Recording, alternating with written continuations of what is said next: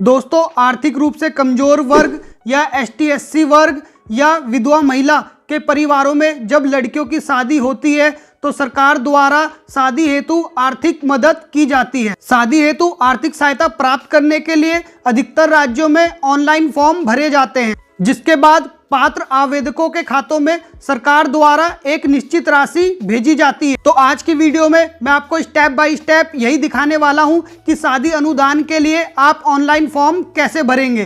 तो वीडियो में एंड तक बने रहिए। आइए शुरू करते हैं।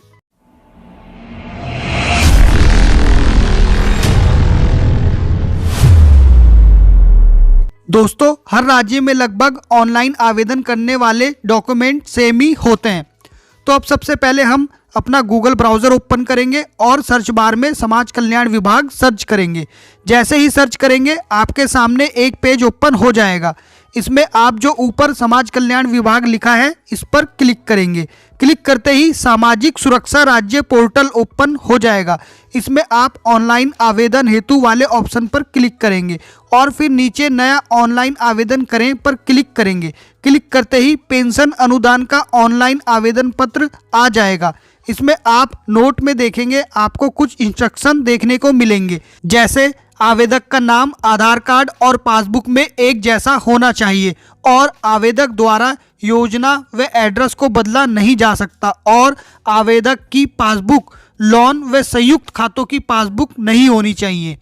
अब आप देखेंगे आपको योजना चुने एक ऑप्शन दिख रहा होगा। इसमें आप शादी अनुदान को चूज कर लेंगे। इसके बाद आप नीचे देखेंगे आपको आवेदक का व्यक्तिगत विवरण भरना है। सबसे पहले आप आवेदक का पूरा नाम लिखेंगे, जैसे फर्स्ट नेम, मिडिल नेम और लास्ट नेम। उसके बाद नीचे पिता पति का नाम लिखेंगे और उसके बाद नीचे आधार नंबर लिखेंगे। आधार नंबर लिखने के बाद यहाँ पर टिक करेंगे। अब आपको आवेदक का स्थायी पता लिखना है। स्थायी पते में आप सबसे पहले मकान नंबर, उसके बाद गली और फिर पोस्ट ऑफिस। पोस्ट ऑफिस लिखने के बाद आप डिस्ट्रिक्ट सेलेक्ट करेंगे और उसके बाद यहाँ तहसील सेलेक्ट कर लेंगे।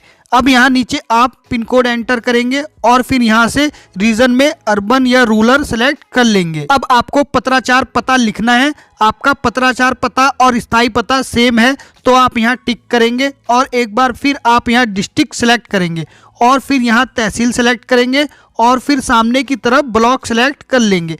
अब आपको नीचे आवेदक की ग्राम पंचायत सेलेक्ट करनी है और ग्राम पंचायत सेलेक्ट करने के बाद यहाँ से आवेदक का गांव सेलेक्ट कर लेंगे।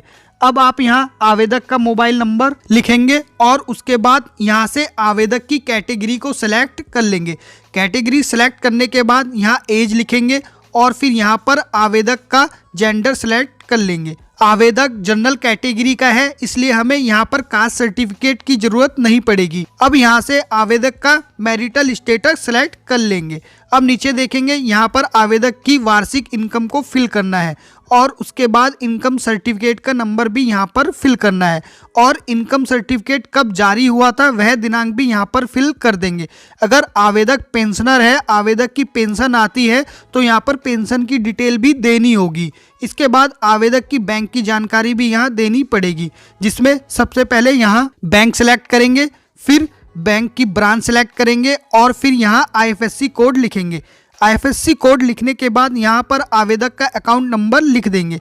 इसके बाद यहाँ पर योजना की जानकारी मांगी जाएगी, जैसे शादी की तिथि, विवाह का प्रमाण पत्र, दुल्हन का नाम, जन्म तिथि, दूल्हे का नाम, जन्म तिथि, दूल्हे का पिता का नाम, दूल्हे की माता का नाम, दूल्हे का स्थायी पता वह दूल्हे का पत्राचार का पता।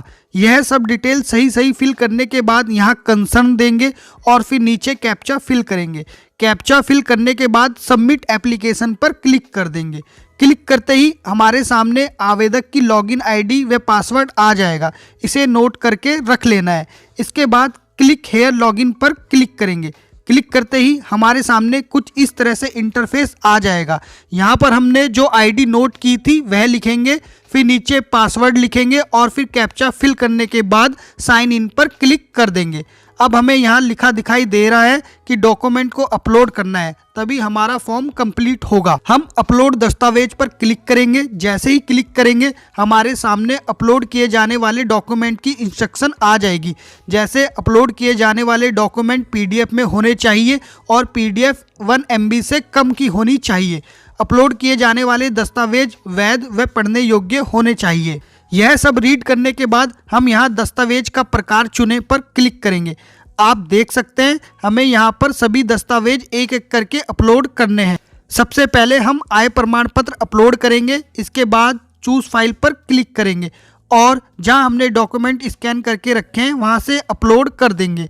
इसी तरह हम एक एक करके सारे डॉक्यूमेंट अपलोड कर देंगे। जैसे ही सारे डॉक्यूमेंट अपलोड हो जाते हैं तब हमारा फॉर्म पूरी तरह से कंप्लीट हो जाता है। आई होप दोस्तों आप लोगों को वीडियो काफ़ी पसंद आई होगी। अगर वीडियो पसंद आई है तो वीडियो को लाइक करें, कमेंट करें, अपने दोस्तों के साथ शेयर करें और अभी तक आपने हमारे चैनल को सब्सक्राइब नहीं किया है तो प्लीज़ चैनल को भी सब्सक्राइब कर दें। मिलते हैं आपको फिर से एक नई वीडियो में, तब तक के लिए धन्यवाद।